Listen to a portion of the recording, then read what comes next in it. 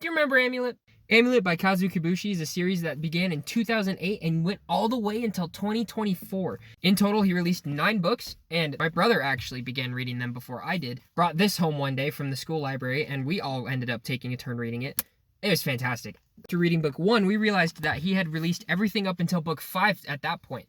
So we just went and we checked all them out, we read them, and we bought our own copies. After that, we just kept buying after every new release, and we finally have the complete set. But to give you a little bit of history of the books themselves, this series follows Emily and Naven Hayes as they go into the world of Aledia to save their mom in book 1, but then in book 2, they end up discovering that there's a lot more to this world than they thought. They end up meeting a lot of characters like elves, talking foxes, robots, goblins, and along the way they start to learn a lot more about their family history as well as what this amulet means and how it affects the entire world around them. So yeah, it's just a bunch of great, fun, classic family adventure stuff. It's along the lines of Percy Jackson Fablehaven, so if you're really into those series and you haven't read this yet, I highly recommend giving it a chance. Fantastic world building, great characters, great storytelling. Just all around great series. Now, just for fun, I want to go through and rank the books from my personal favorite to my least personal favorite. But just because it's at the bottom doesn't mean it's not great. I think this series is insanely strong from beginning to end, so this list doesn't mean there's a bad one. It just means that there's something I find a little better. So in my personal opinion, I would rank them 5, 4, 7, 6, 9,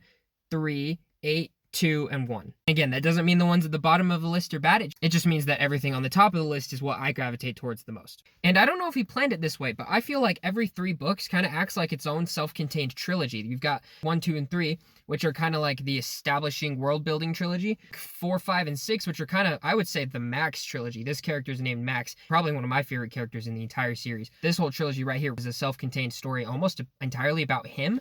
And then finally, you've got Emily, the main character. It cycles back to her and gives her closing out trilogy. And I think this is also probably the second best trilogy. If I had to rank the trilogies, I would say the best one is definitely 4, 5, and 6. Second best is 7, 8, and 9. And then my personal least favorite one is definitely 1, 2, and 3. But that doesn't mean these are bad. It just means that I prefer the story established in these ones over this one. I find interesting is that everyone says the ending of the series is a bit perplexing, and I'll admit I was a little perplexed myself when I read it for the first time. I got this for my birthday back in 2024.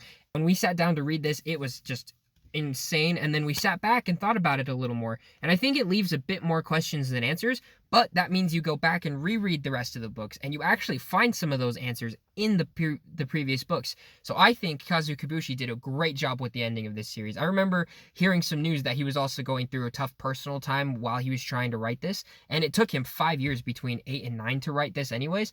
So I think he did the best with what he had, and this is probably one of the stronger endings of a book series I've read. Finally, after what feels like years of waiting, I know the series just ended, but I've been waiting for years for this news to happen, and it finally happened.